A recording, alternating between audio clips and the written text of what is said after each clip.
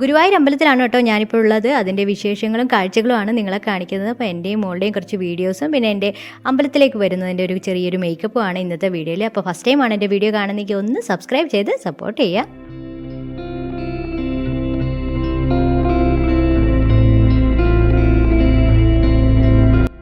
അമ്പലങ്ങളിൽ പോകുമ്പോൾ ഒരുപാട് മേക്കപ്പിൻ്റെ ആവശ്യമില്ല എന്നാണ് എനിക്ക് തോന്നുന്നത്. അപ്പോൾ അത്യാവശ്യം നിങ്ങൾ ഇടേണ്ടത് സൺസ്ക്രീനാണ്.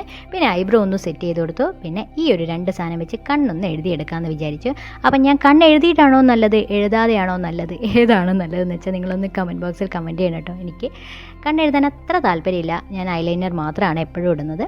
അപ്പോൾ എന്തായാലും ലിപ് ബാം മറക്കാതെ ഇടുക. രാത്രിയിൽ ഉറങ്ങുന്നതിന് മുന്നേ നിങ്ങൾ ലിപ് ബാം ഇട്ട് കഴിഞ്ഞാൽ അടുത്ത ദിവസം നിങ്ങൾക്ക് ഇതുപോലെ ഫംഗ്ഷനോ കാര്യമോ ഉണ്ടെങ്കിൽ വെറും ലിപ്സ്റ്റിക് ഇടുവാണെങ്കിൽ ലിപ്സ് നന്നായിട്ടിരിക്കും. അതൊരു ടിപ്പാണ്.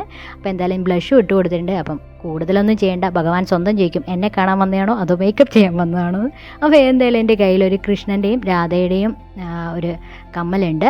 ബ്യൂട്ടിഫുൾ കമ്മലാണ്. അപ്പോൾ എനിക്ക് തോന്നി ഈ ഒരു അമ്പലത്തിൽ പോകുന്നതിന് ഈ ഒരു കമ്മൽ ഇതിന് നന്നായിട്ട് സൂട്ടാവും തോന്നി ഈ ഒരു എൻ്റെ ഒരു കോസ്റ്റ്യൂമിന് വേണ്ടിയിട്ട്. അപ്പോൾ എന്തായാലും ഇനി എൻ്റെ കൺഫ്യൂഷൻ മുടി കെട്ടണോ വേണ്ടിയോ എന്നുള്ള കൺഫ്യൂഷനിലാണ് ഞാനിരിക്കുന്നത്.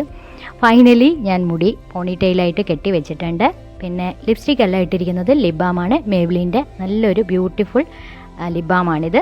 അപ്പോൾ എന്തായാലും നമ്മളുടെ ഹോട്ടൽ ഈ അമ്പലത്തിൻ്റെ അടുത്താണ്. അതുകൊണ്ട് തന്നെ നടന്നു വരേണ്ട ദൂരം മാത്രമേ ഉള്ളൂ. പിന്നെ ചെരുപ്പ് നമ്മൾ ഈ കൗണ്ടറിൽ കൊണ്ടുവയ്ക്കുന്നുണ്ട്. അപ്പോൾ ഇനി അകത്തോട്ട് പോവുകയാണ്. അകത്തോട്ട് ബാഗോ കാര്യങ്ങളോ ഒന്നും അലൗഡ് അല്ല. അപ്പോൾ അതൊക്കെ ലോക്കറിൽ വെച്ചിട്ട് വേണം പോകാൻ. പിന്നെ അതിരാവിലെ തന്നെ ഇത് 6:30 ടൈമായിട്ടും കുട്ടികളുടെയൊക്കെ പെർഫോമൻസ് അവിടെ നടക്കുന്നുണ്ട്. ഒരുപാട് ആൾക്കാർ ഈ ടൈമിലും നിങ്ങൾക്ക് കാണാൻ പറ്റും. ഒരുപാട് ദൂര സ്ഥലങ്ങളിൽ നിന്ന് വന്ന ആൾക്കാരുണ്ട്. കാരണം അത്രയും ക്യൂവും ലൈനിലും നിന്നിട്ടാണ് ആൾക്കാരൊക്കെ ഭഗവാനെ കണ്ടിട്ട് പോകുന്നത്. കാരണം ഈ സമയം നിന്നാലേ ഒരു ഉച്ചയാകുമ്പോഴേക്കും ഭഗവാനെ നേരിട്ട് അടുത്തുനിന്ന് കാണാൻ നിങ്ങൾക്ക് പറ്റത്തുള്ളൂ. അപ്പോൾ ഇനി എന്തായാലും ഞാനും അകത്തേക്ക് കയറാൻ പോവുകയാണ്. അപ്പോൾ കയറുന്നതിന് മുന്നേ ഫോണൊക്കെ നമ്മൾ ലോക്കറിൽ വെക്കേണ്ടതുണ്ട്. അപ്പോൾ അതിന് വേണ്ടി പോവുകയാണ്. അപ്പോൾ അതിന് വേണ്ടി പോകുമ്പോൾ ആ സൈഡിൽ തന്നെയാണ് ആനകളെയൊക്കെ കെട്ടി വെച്ചിരിക്കുന്നത്. അപ്പോൾ ആ ഒരു കാഴ്ചകളും ഞാൻ നിങ്ങളെ കാണിക്കുന്നുണ്ട്.